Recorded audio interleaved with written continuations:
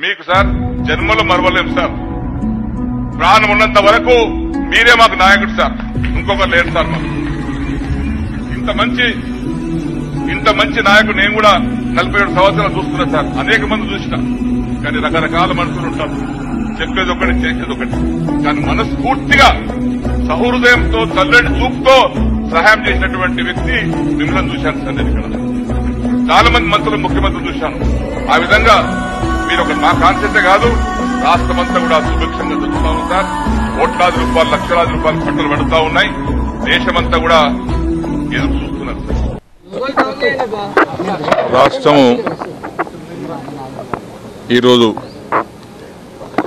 ఏర్పడి 10 సంవత్సరాలు పూర్తయిన తర్వాత కొత్త ప్రభుత్వము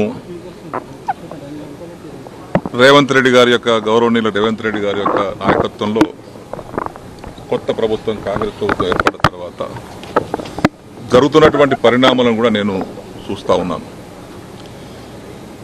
వారిని అందుకే ఈరోజు నేను స్వాగతించాను. మా ఇంటికి మనస్ఫూర్తి వారికి స్వాగతించాను.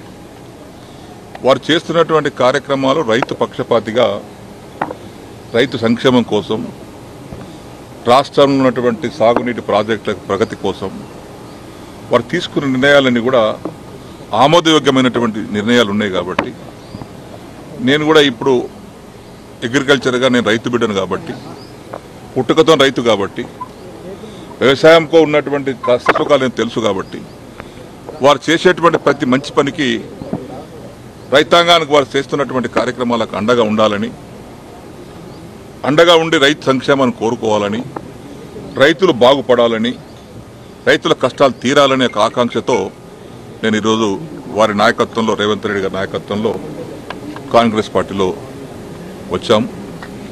తప్పనిసరిగా ఈ ప్రభుత్వం గత 6 మాసాలుగా చూస్తూ ఉన్నాం, అబ్జర్వ్ చేస్తూ ఉన్నాం.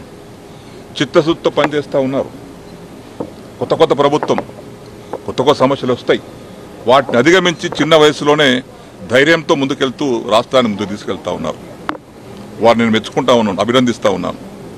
వాళ్ళ క్యాబినెట్ కూడా అభినందిస్తూ ఉన్నాను.